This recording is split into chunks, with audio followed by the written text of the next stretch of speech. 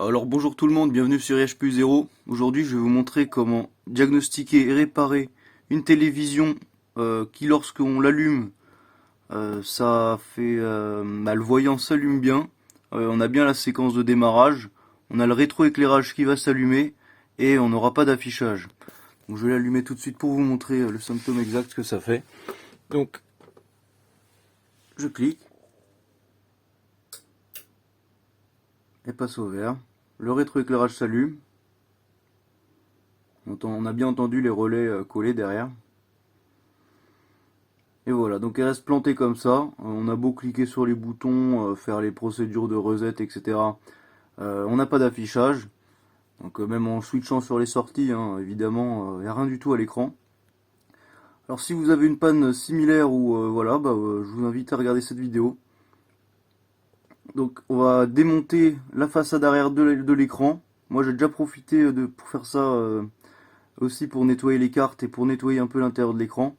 On va se retrouver tout de suite une fois démonté. Alors voilà la télévision avec la plaque arrière démontée. Alors pour diagnostiquer et réparer une télévision, vous aurez besoin d'un multimètre. Donc moi ça va être sous format comme ça, vous voyez là-bas. Comme je vous ai dit, il va falloir nettoyer les cartes de préférence, voilà, c'est pour travailler dans de bonnes conditions. Donc on nettoie la poussière, tout ça, on met tout ça au propre pour pouvoir déjà voir des défauts sur les cartes. Et puis aussi pour remettre l'appareil en bon état. Alors voilà, on voit trois cartes ici. On a le cordon d'alimentation qui est là. Donc là, l'écran est toujours branché. À partir du moment où vous ouvrez une télé comme ça, il y a du danger. Hein. Tout ce qui est condensateur comme ça, tous les gros condos, les trucs comme ça, c'est dangereux. Même une fois débranché la télévision, il y a de l'énergie qui est stockée à l'intérieur. Donc si vous savez pas ce que vous faites, ne vous lancez pas là-dedans. Ça peut être dangereux. Donc on va partir du principe que vous avez pris les précautions nécessaires. Alors du coup, on voit deux cartes d'alimentation ici. On a celle-ci, la carte principale, et ici la carte secondaire qui gère le rétroéclairage. Et ici on a une troisième carte qui est la carte mère de la télévision. Donc celle qui va vraiment gérer toutes les entrées vidéo et toute la connectivité, etc. Alors ce qu'on peut faire pour diagnostiquer un problème sur une télévision, déjà on peut s'assurer que la tension arrive bien au niveau du cordon sur la première carte, donc ici. Donc ici ça sera une mesure en tension alternative, hein, on est toujours sur le secteur. On a tous les petits fusibles comme ça, il y en a un peu partout sur les cartes. Donc si vous avez un truc qui s'allume pas ou quoi, vous pouvez aussi regarder les fusibles. C'est pour ça que je vous ai bien dit de nettoyer les cartes, parce que c'est bien plus agréable de travailler quand c'est tout propre, quand on voit bien. Voilà. Alors moi pour ça j'ai commencé à prendre des tensions, donc c'est sur cette carte que je me suis dirigé. Et vous voyez ce qui est bien sur les télés, c'est qu'en fait tout est indiqué sur le circuit en lui-même. Si vous voyez tout en haut on a 5V2, je vais vous montrer.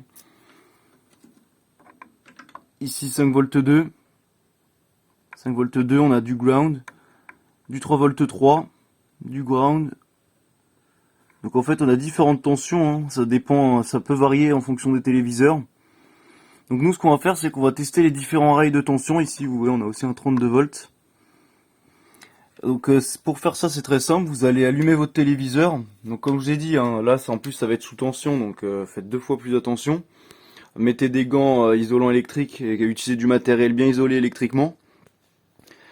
Parce que les tests là on a besoin que ce soit sous tension pour vérifier que les cartes d'alimentation sortent bien les bonnes tensions. Alors va falloir mettre le multimètre en mode voltmètre continu pour tester les rails d'alimentation de la carte. Alors pour ce faire, la pointe de touche noire, vous allez la mettre sur un des grounds que vous voyez, donc il y en a partout. Donc un des grounds, il y en a un peu partout. Et le rouge, justement, vous allez toucher à tour de rôle sur les différentes tensions qu'il doit y avoir. Donc là, par exemple, en fait, c'est chaque fil est repéré par une écriture, quoi. Donc le premier fil sera la première écriture, etc. Deuxième écriture, tout ça. Donc il faudra compter bien le bon nombre de fils. Et donc vous allez prendre vos tensions aux différents points du circuit. Donc je vais pas vous montrer pour faire ça, mais Voilà, je vous ai expliqué comment faire. Donc pour mon cas, toutes les tensions sont bonnes. Ici, on a du coup la carte qui gère le rétroéclairage. Mais on a bien vu que le rétroéclairage fonctionne, donc on va pas s'attarder sur cette carte-là. Mais bon, après, si vous avez un problème de rétroéclairage, vous saurez que ça pourrait plus être sur cette carte-là. Voilà, donc ensuite je me suis dit, va falloir, ça doit être un problème plutôt au niveau de la carte mère. Donc il y a des choses qui peuvent arriver parfois sur les cartes mères de télévision, et pas que de télévision d'ailleurs. Ça peut être le processeur principal, donc moi sur cette carte ça doit être celui-là. Il y en a un autre qui est derrière aussi.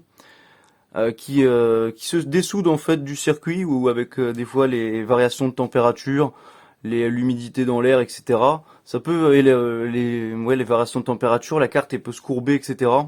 Et donc ça pourrait décoller le processeur du circuit. Et donc pour ça, pour diagnostiquer ça, vous pouvez mettre enfin allumer votre téléviseur et essayer de un peu de presser sur le composant lui-même, de presser un petit peu et voir si ça vous remet l'affichage. Donc si ça fait ça, c'est que c'est votre composant qui est dessoudé. C'est le processeur principal ou un des processeurs associés.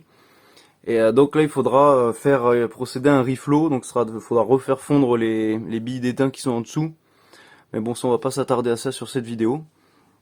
Donc sachez que sur cette carte-là, on est maximum en 33 volts. Donc il y a pas vraiment de risque mortel à toucher cette carte sous tension. Même si vous faites tomber un truc métallique ou quoi, ça va quand même cramer la télé, hein. Vous allez cramer des choses sur le circuit. Alors du coup, moi je vous ai dit, j'ai vérifié un peu tous les composants de la carte, j'ai démonté, j'ai nettoyé tout ça. J'ai vérifié qu'il n'y ait pas de condensateur gonflé, de choses endommagées. Tout m'avait l'air correct. Voilà, donc mes tensions étaient bonnes. Ce que j'ai fait ensuite, c'est que j'ai vérifié, malgré que j'ai bien mes tensions, que les processeurs chauffent bien, que toute la carte a l'air d'être, que toutes les cartes aient l'air d'être alimentées. Donc je vais vous montrer ça tout de suite avec une caméra thermique. Mais le principe, même si vous n'avez pas de caméra thermique, ça sera juste simplement de toucher en fonction le processeur ou les composants qui sont censés chauffer. Plus particulièrement le processeur d'ailleurs. Et voir si avec votre doigt simplement, voir si ça produit de la chaleur ou pas. Donc ça sera plus parlant avec la caméra thermique, c'est pour ça que je vais vous faire la petite démonstration. Et ensuite, on continuera à chercher la panne. Alors nous revoilà avec la caméra thermique. On a l'aperçu des trois cartes là. Donc j'espère que ce sera assez clair pour vous. Alors on voit toujours notre carte qui est là-bas, carte qui gère le rétroéclairage, l'alimentation du rétroéclairage. Ici la carte d'alimentation qui gère un peu tout le reste quoi. Et ici donc la carte mère. Donc là je vais me rapprocher de la carte mère pour que vous puissiez voir un peu. Donc là on voit bien le processeur, le processeur principal ou un des processeurs principaux qui est là. Donc on voit bien qu'il produit bien de la chaleur, hein. L'autre, je crois qu'il est par ici, de l'autre côté de la carte. Donc on voit bien qu'il y a de la chaleur dans cette zone. Donc ce que je vous ai dit, hein, là comme ça, la caméra thermique, on le voit très clairement. Mais avec votre doigt, vous touchez, vous allez très bien le sentir aussi, hein. Il suffit que la télé soit allumée depuis 3 à 5 minutes, par exemple, et puis là, le processeur sera déjà suffisamment chaud pour que ce soit distinguable avec le doigt, hein. Donc là, comme je vous avais dit, les cartes, elles ont l'air de chauffer sans trop de problèmes. On a bien celle-là qui a l'air bien chaude, hein. Celle-là, elle chauffe pas forcément trop, mais on voit bien que tous les régulateurs de tension sont bien chauds. Et tous les radiateurs, etc. à côté des régulateurs, on voit bien que tout est bien en train de chauffer. Donc ça montre que la carte alimente bien quelque chose. Voilà. Donc là on peut se dire que là c'est un peu compliqué. Alors en fait sur les télévisions il y a en fait une autre carte. Elle s'appelle la carte Ticon. Elle est ici. Et en fait ce qui est fait, vous voyez en fait il y a la carte mère de la télé qui est là. Et c'est pas directement la carte mère qui vient alimenter la dalle d'écran derrière, hein, l'afficheur. En fait ça passe par cette petite carte qui est là, donc la carte Ticon, que je vais démonter tout de suite. Donc pour cette télé il y a 4 vis enlevées. 1, 2, 3, 4. On peut glisser le rail par là-bas. Et ensuite la plaque on peut la démonter. On a les 4 vis, il y a 2 vis là et 2 autres vis en dessous. La plaque va s'ouvrir et on va donc observer cette carte Ticon. Alors je ne vous ai pas précisé, hein, mais depuis le moment où vous avez touché le processeur et vu que ça chauffait ou que ça ne chauffait pas, si le processeur ne chauffe pas, c'est qu'il n'est pas alimenté ou qu'il y a un problème autre, mais on va pas s'en occuper dans cette vidéo. Donc là dans mon cas vous avez bien vu que le processeur chauffait. Donc une fois qu'on s'est assuré que tout a l'air d'être dans un fonctionnement normal, n'oubliez pas de débrancher la télé avant d'attaquer la carte Ticon. Et un autre truc, c'est que vous avez ici le connecteur qui gère justement, qui connecte la carte Ticon à la carte mère. Donc vous pouvez bien évidemment vérifier les contacts en déconnectant, c'est tout ça, hein. Voilà. Et vérifier que tout est en ordre là-dedans, qu'il n'y a pas eu d'oxydation, etc. Et donc voilà, c'est vérifier bien évidemment aussi l'état du câble, hein, qu'il soit pas fait ronger par quelque chose ou voilà. Donc moi dans mon cas, tout ça, ça a été vérifié. Et nous y voilà, la carte Ticon. Donc vous voyez, ça s'écrit comme c'est écrit sur le composant, le processeur principal là. C'était -con. Et en fait, dans mon autre cas, hein, c'est cette carte qui est défectueuse, hein, j'ai déjà réparé la carte, c'est pour ça que j'ai fait la vidéo. Il faut déconnecter les nappes de l'écran. Donc c'est des petits connecteurs comme ça. Il va falloir soulever la petite partie du fond. Et après vous pouvez sortir la nappe. Donc c'est assez fragile, hein, donc faites ça délicatement. Voilà, pareil pour l'autre. Voilà. Donc comme je vous dis, j'ai déjà réparé la carte. Je vais vous montrer ce que j'ai fait. Donc voilà la carte Ticon. L'autre face est vierge, hein, il n'y a pas de composants dessus. Et comme comme la plupart des cartes, l'entrée est protégée par un fusible. En général, sur les cartes électroniques, c'est nommé par F. Vous voyez sur la carte. En général, il y a des C quelque chose, L quelque chose, D quelque chose. Donc C, c'est condensateur. L, c'est des inductances en général. D, des diodes. Enfin bref, voilà. Et il y a un F. Dans notre cas, le F, il est là, F1, juste au-dessus du connecteur. Donc sur les cartes Ticon, en général, il y a un ou deux connecteurs d'entrée et un fusible ou deux qui gère toute la carte. Et dans mon cas, c'est bien ce petit fusible là qui est grillé. Donc là, je sais pas si vous voyez bien sur la vidéo, mais je l'ai déjà réparé. C'est pas une réparation durable, enfin c'est pas durable, c'est pas bon de laisser ça comme ça. Il faut remplacer le fusible par un fusible de la même valeur. Donc là, en plus, il y a une petite indication sur le côté, 24 volts 1 ampère.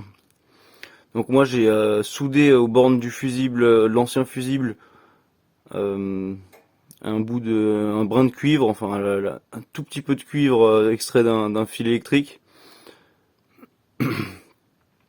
Mais ce qu'il faut faire, c'est vraiment de remplacer le fusible par un fusible du même calibre que le précédent. Voilà. Donc pour diagnostiquer cette panne, c'est très simple, hein. Vous voyez qu'il y a écrit F1. C'est vrai que sur cette carte c'était assez spécial parce que c'est un fusible qui ressemble pas vraiment à un fusible, il ressemblerait plus, je dirais, à un condensateur ou quelque chose comme ça. Mais bon, c'est bien un fusible. En testant à ces bornes avec le multimètre en mode continuité, j'avais pas de continuité évidemment, donc c'était bien un fusible qui était coupé. Donc ce que j'ai fait, là, faut pas souder un gros bout de câble à la place, hein. Faut vraiment essayer de souder le plus petit brin possible.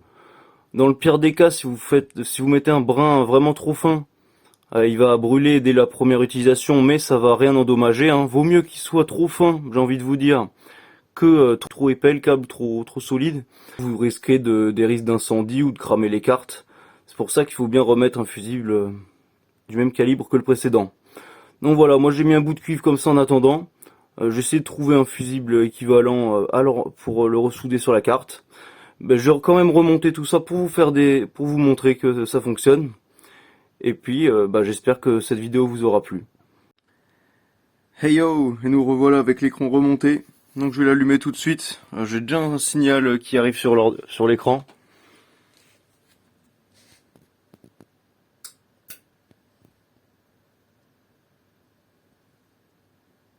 Voilà, donc vous voyez que ça s'allume. Tout fonctionne. On va tester le son et l'affichage. Donc là j'ai testé la sortie HDMI, mais bon, on va considérer que toutes les sorties fonctionnent.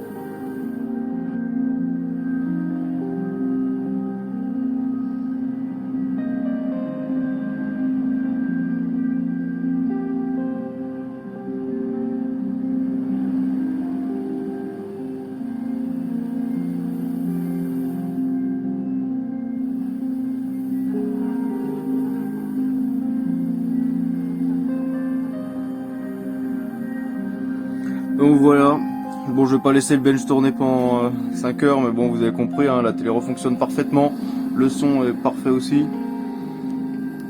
Donc j'espère que cette vidéo vous aura plu, mettez un j'aime si ça vous a plu, abonnez-vous pour d'autres vidéos de réparation qui arriveront par la suite. Et sur ce, je vous dis passez une bonne journée et à très bientôt. Ciao.